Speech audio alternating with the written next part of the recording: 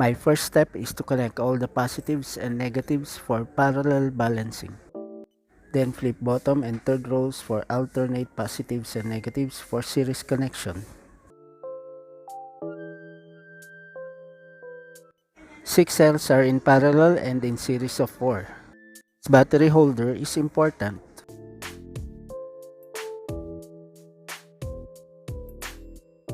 We will use these tabs to connect the parallel and series connections.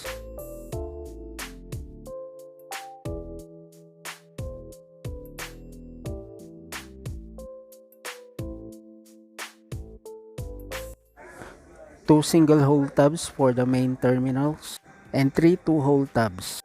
First two-hole tab here, second two-hole tab at bottom, third two-hole tab at other side.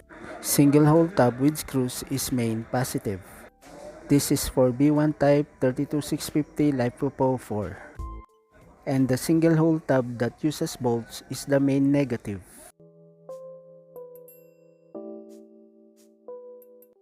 I can bore holes in these end tabs to connect thick wires. Now follow diagram for BMS and balancer wires. B minus to main negative. Then B1 to positive, opposite of main negative. B2 is in the third slot of the terminal block. Connect this to the next positive after the B1 positive. B3 is on the fourth slot of the terminal block. Connect it to the next positive after the B2 positive.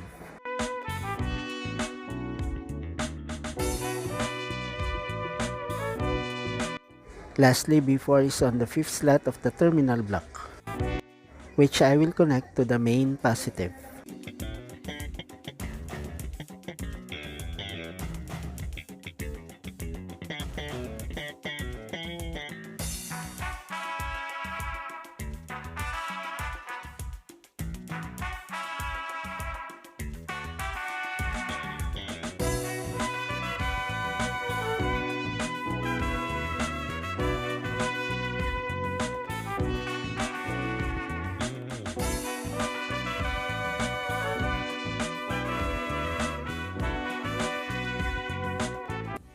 After connecting the B- wire, we have a terminal block for BMS and balancer wires.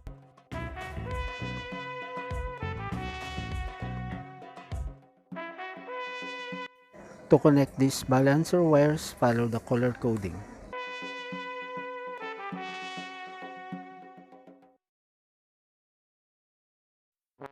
Compare the colors of the wires to the board of this balancer.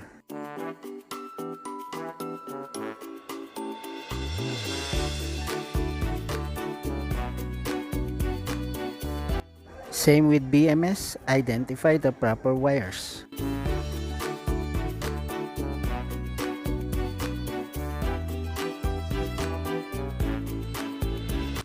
Compare the wires to the label of the BMS. I finished the connections.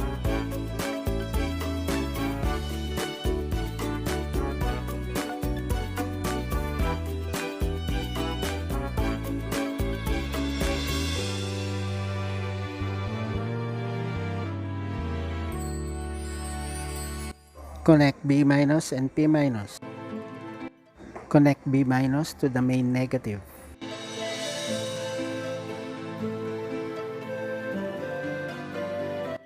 And this P- wire will become the new main negative terminal.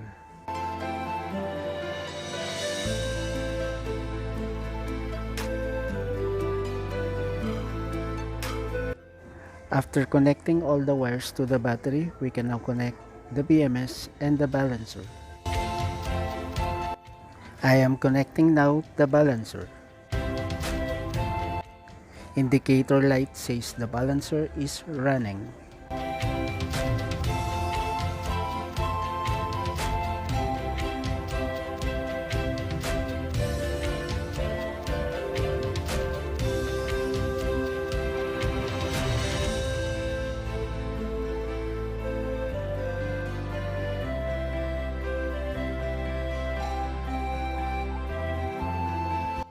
And now I'm connecting the BMS. Note that I have connected to the main negative terminal the BMS B-. P- is the main negative and this is the main positive. Check the polarity of wires when connecting. With all the connections, the battery is basically finished.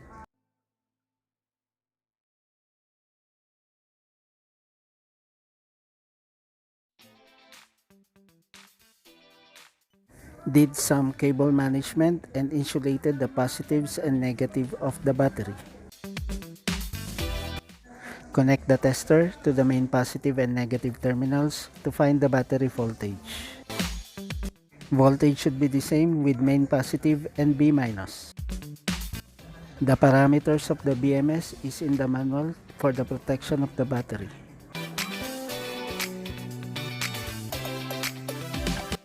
I am adding a 40 amp fuse holder to the main positive, which wire will become a main positive. Checking if the batteries are still balanced. 3.29, 3.29,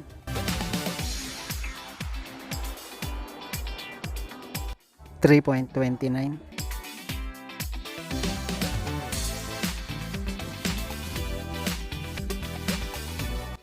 3.31.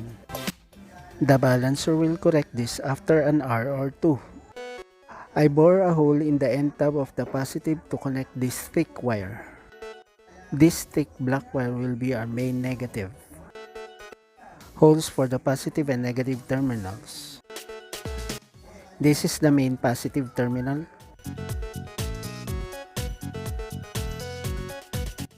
With a fuse for protection.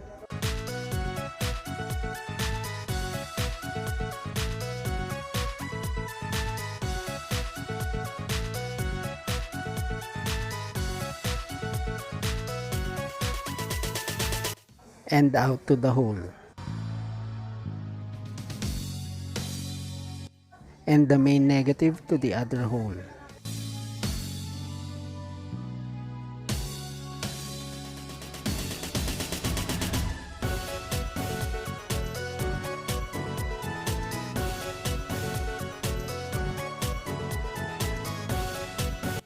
Here's my retrofitting case cover.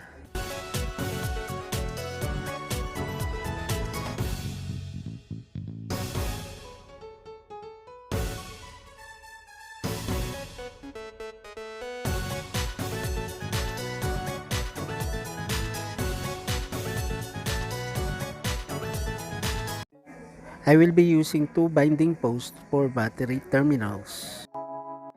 Here's for the positive. The binding post with the positive wire will be inserted here. And this hole will be for the negative black binding post. The positive binding post is now inserted. Insulated it also. Negative binding post inserted now. P- wire is connected to the negative binding post. And fuse wire is connected to the positive binding post.